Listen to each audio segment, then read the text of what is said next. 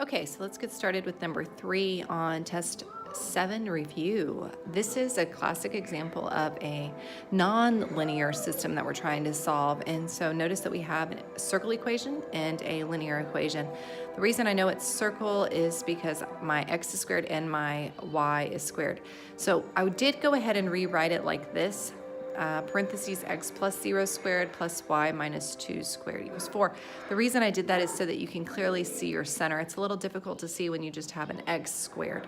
So remember how we get the center. Of course, there's a lot of complex things going on here, but circles has already been covered, and so I'm just kind of cutting to the chase. Center is the opposite of your two inner terms, and so really my center is 0, 2. And my radius is the square root of 4, so I don't know why I put those parentheses.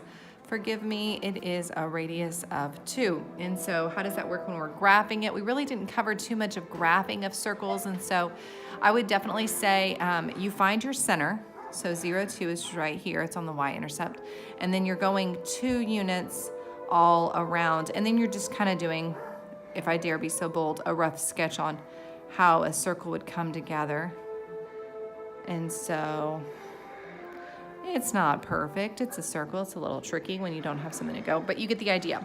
Now look at this guy. This is our parent function of an identity. And so this is a y equals, it is linear. It's y equals mx plus b, but in this case, our slope is 1/1 and our y-intercept is just 0, 0. So we go through the origin. Notice so we can already see that we're gonna intersect right there.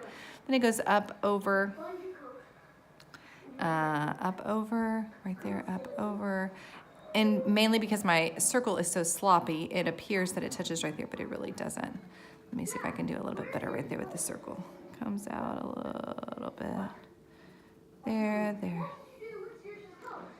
Up, over, there we go, up, over. And so we get this linear, classic linear line, and it looks like it appears to cross in 2 places. We get right here, this would be 2, 2, and of course you get 0, 0. And so to answer this question, we get 0, 0, and 2, 2 is our intersection points.